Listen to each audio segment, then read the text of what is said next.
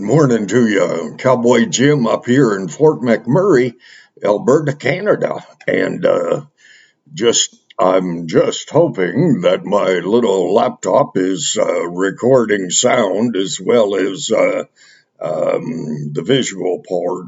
Had a little trouble with it the last few days and kind of worked out all right.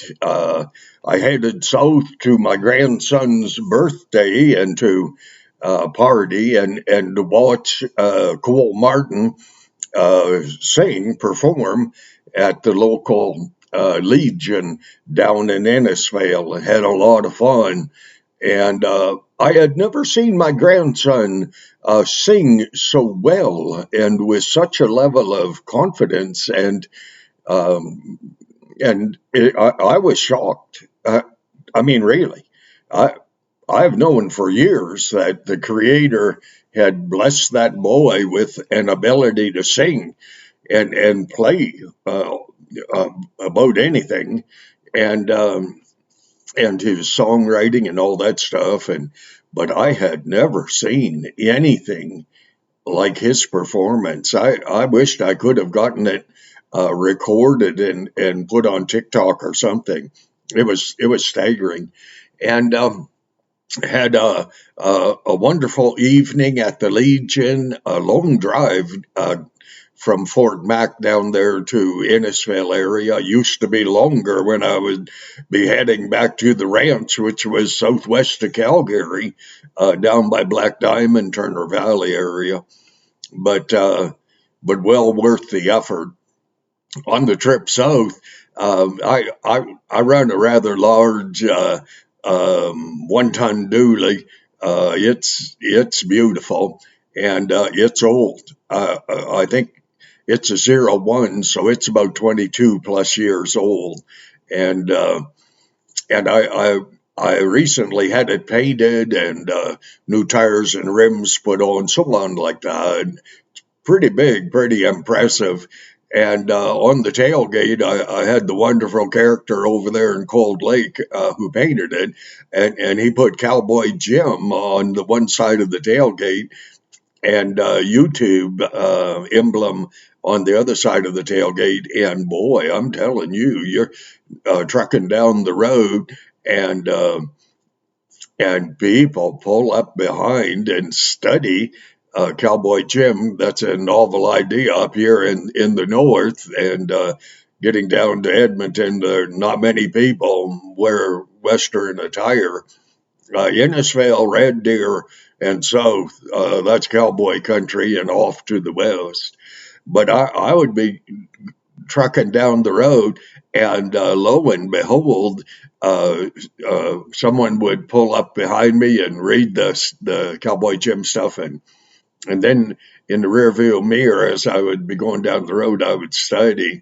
If there was someone in the passenger seat, when they would pass me, because I would drive a little slower or a little faster, one or the other, and you'd see them on their phone dialing in the Cowboy Jim YouTube channel, and it was quite a treat. And on my comments after I make a trip south, the last time I was down, or the time before this last time, I drove right around Anthony Henday. That's the bypass route around the city of Edmonton, and I did it just so that I could see how many views I would get from that exposure with the Cowboy Jim on the tailgate. Anyways, I had a lot of fun, and part of that fun was the Saturday night get together around a campfire at my son's place east of Innisfail, and we had a birthday party for Cole Martin, country singer. He has three new singles that are coming out this summer, and I'm sure looking forward to them. Let me tell you, he's written them all himself and so on. And I think on the last one he did, it's called Thunder. If you ever want to listen to something cool, you look up Cole Martin on anything, and and dial in the song that he wrote called Thunder, and it'll shake you. It's that good. It's amazing.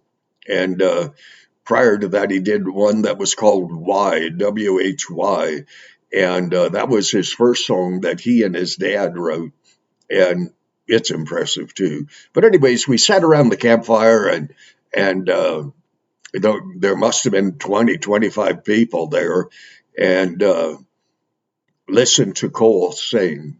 And thank God he keeps a old guitar there that isn't too adversely affected by the weather, and and and he sang his heart out for us. And I was well, I'm pretty impressed with all four of my grandsons. I mean, uh, two of them live in the city in Calgary, and two are just ranch kids. And I just love my grandsons.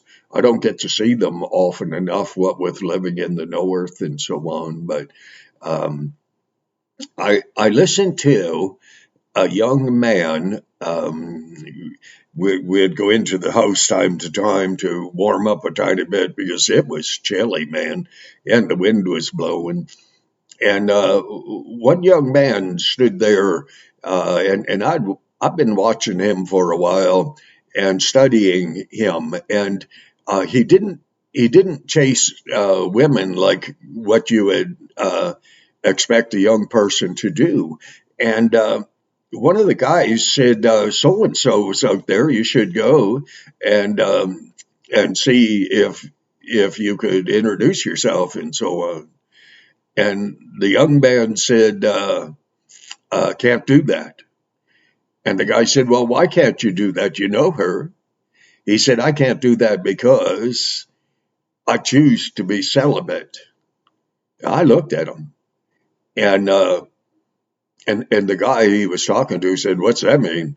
And he said, "I choose not to be intimate with any woman until I'm married." And the guy said, "You've got to be kidding." And I looked at him and I thought, that's it. This 20-year-old rugged rough, of course, everybody that hangs out with my grandsons, let me tell you, they're pretty rugged. They're pretty rough because my grandsons are, and my sons. Um, it's they're a tough bunch, but strong on having big hearts. I studied that young man who chose to be celibate until uh, God brought him a wife.